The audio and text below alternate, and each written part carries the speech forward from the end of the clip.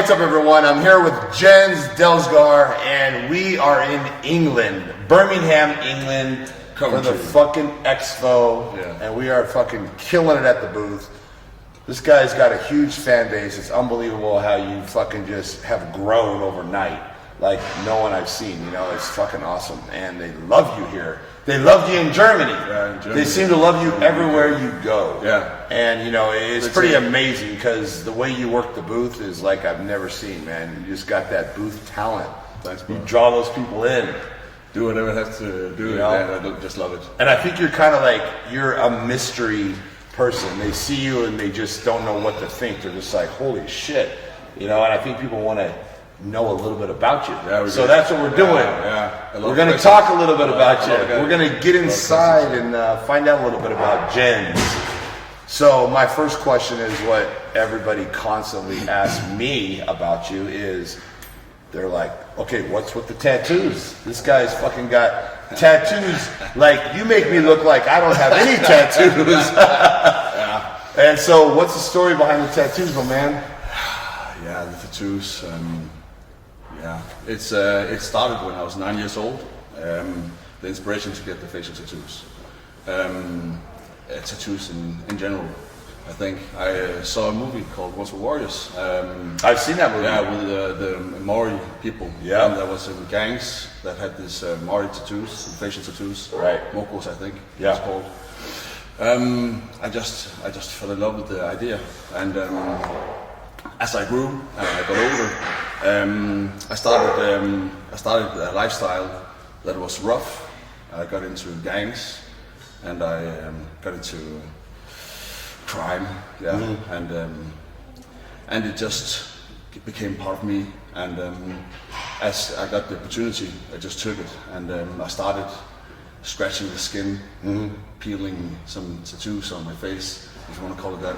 Yeah. And it just revealed who I really was, and I peeled my skin off and got my facial tattoo along the way, and got my mask.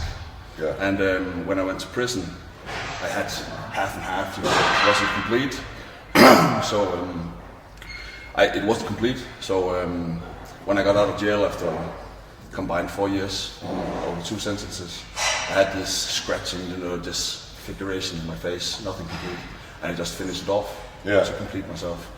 Yeah. So when did you start training, like with weights? Was that before prison or in prison? Before prison. Before prison? Yeah, when I was 18 years old. Yeah. Yeah, but that also came with the childhood dream of always being the bigger person, you know, physically. When I was a kid, you know, I started to play with these action figures. I always took the bigger model and beat my friends. So it was. You're the bigger, stronger. I wanted to be that, so I thought. Now I see myself as a kid with a vision. You know, I knew where I was heading. But didn't realize what it was meant to become. As I got older.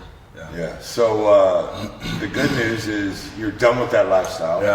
And now you're motivating, inspiring people, you know, to live a healthy lifestyle, to train, to eat right, and to believe in themselves. First off, that's I think the first thing I touch on people that I get response back from is that people, they see themselves differently. You know? A lot of people see themselves as flawed characters that can't achieve anything because of the flaws. And I hope to believe, and I see response from people that hit me up on Facebook, Instagram, telling me that I inspired them to believe in what they are. Just strive forward. And then comes the healthy lifestyle, then comes everything else, you know. I mean, you basically, you do people's diets, you get them ready for shows. I mean, that's what not shows, not not shows. No. Just helping them get in shape, find the right path. I know you're helping some of our 5%ers. I do. You know, and so I know you're doing guys that look like they're competing, who look like they could compete, because I know some of the guys you're working with. I got some in the States, and I got some in Denmark, and I got a contact from Brazil that wanted to do a show, but I didn't feel up for it at this point, and So I mean, my point being is that you're working at your own business. You know, the thing that gets me is, the funny thing is that people will see someone like you and say, this guy's never going to get a job. And the thing that cracks me up is you don't fucking want to get a job. I got a job. Why the fuck would you want to get a job? Who wants a job, man? Yeah, I got 2 companies going. Oh, this guy, you know, he's never going to be able to get a job. He doesn't want a fucking job. No. A job is... That's not success, that's man. Not me. Working for someone else, making someone else money. I worked as a security guard. That's not being successful. Following other people's footsteps, but that doesn't work for me. No. I went to prison, as you know. So this is actually could be a good thing because you probably can't get a job. I can't get a job. So this is going to push you to have your own business, that's what which is going to be in the end you're going to be more successful. Yeah. So I don't have the option. You can take something and flip it and turn this into a positive.